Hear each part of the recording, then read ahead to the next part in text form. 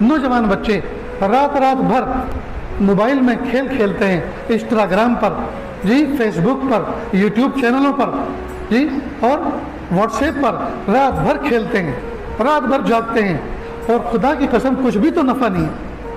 ہم نے جس کو محبت کے الفاظ لکھے، جس نے محبت کی داستانیں سنائی، محبت کے دعوے کیے، حرام تھا یہ سب حرام تھا۔ تو نیکیاں تو صفر ہیں، پلس گناہ اپنے سر پر لاد لیے۔ نیز اپنے گھروں کے اندر جوان بچے اور بچیوں پر نظر رکھو۔ بالغ بچی، اس کو پرسنل فون مت دو۔ بیٹی میرے پاس فون ہے نا، جب میں گھر میں ہوں 15 منٹ 10 منٹ جی آپ اس کو استعمال کر سکتے، تمہیں نہیں بیٹھ۔ جب تمہارا نکاح ہو جائے گا تمہارا شوہر دے، اور شوہر کو بھی چپ چاپ کان میں کہہ دینا اینڈرائڈ تو دلانا ہی مت، اسمارٹ فون تو دلانا ہی مت۔ یہ اینڈرائڈ فون، یہ اسمارٹ فون عورتوں کی ضرورت تو ہے ہی نہیں، یہ تو بزنس مین لوگوں کی ضرورت ہے، یہ تو ایجاد کیا بزنس مین لوگوں کے لیے۔ لیکن افسوس کی بات ہے جتنے فارغ بیکار بیٹھے ہوئے ہیں وہ بھی اینڈرائڈ استعمال کر رہے ہیں، وہ بھی اینڈرائڈ استعمال کر رہے ہیں، اور اینڈرائڈ استعمال کیا کر رہے ہیں؟ اپنی آخرت کو خراب کر رہے ہیں۔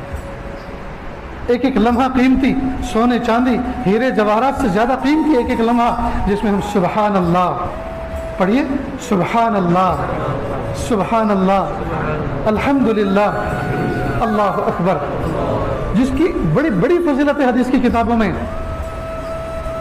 کہ اللہ تعالیٰ ان کلمات کے پڑھنے پر بندوں کو جی جہنم سے نجات عطا فرمائیں گے، اللہ اپنا قرب عطا فرمائیں گے، اپنی محبت عطا فرمائیں گے، جنت کے باغوں میں اضافہ ہوگا، جنت کے محلوں میں اضافہ ہوگا۔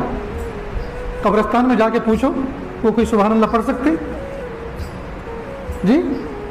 اس لیے کہ دارالعمل سے وہ گزر گئے، اب وہ تڑپتے ہوں گے قبروں کے اندر، ہم ایک مرتبہ سبحان اللہ کہہ کر آئیں، اللہ ہمیں چانس دیجئے، ہم ایک مرتبہ سبحان اللہ کہہ، نہیں چانس ملے گا ہمیں، اللہ نے ہمیں چانس دیا ہے تو ہم گنوا رہے ہیں، ضائع کر رہے ہیں۔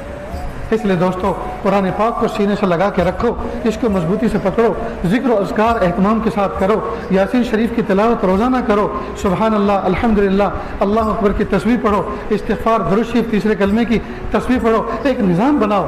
جس طرح سے صبح سے شام تک ڈفرینٹ ٹائپ کے کھانے کھاتے ہیں، چائے پیتے ہیں، روزانہ چائے کے ساتھ میں کوئی نہ کوئی الگ اسنیک ہوتا ہے، کبھی برگر ہوتا ہے، کبھی پیزا ہوتا ہے، کبھی باسی روٹی ہوتی ہے، کبھی سالن ہوتا ہے، کبھی تازہ روٹی ہوتی ہے، کبھی باسی سالن ہوتا ہے، کبھی پراٹھے ہوتے ہیں، کبھی گھی سے تلی ہوئی روٹی ہوتی ہے، کبھی بھجیے ہوتے ہیں، کبھی سموسے، کبھی کھمن۔ یہ ڈفرینٹ ناشتہ ہے کہ نہیں؟ پھر دوپہر میں کھانے میں یہ آئٹم نہیں ہوتے، دوپہر میں پھر دال ہوتی ہے، چاول ہوتے ہیں، بریانی ہوتی ہے، کچھ اور سالن ہوتا ہے، کڑھی کھچڑی ہوتی ہے، نہ جانے کیا کیا ہوتا ہے، روٹی ہوتی ہے، سالن ہوتا ہے۔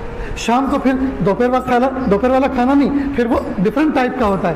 تو دوستو اس مٹی کے جسم کے لیے، اس مٹی کے پیٹ کے لیے ہم ایسے ٹٹمبے کرتے ہیں، دنیا بھر کے ایسے نخرے کرتے ہیں، اور اگر وہی سالن ریپیٹ ہو جائے یا 2 وقت آ جائے تو بیوی پر لال پیلی آنکھیں کرتے ہیں۔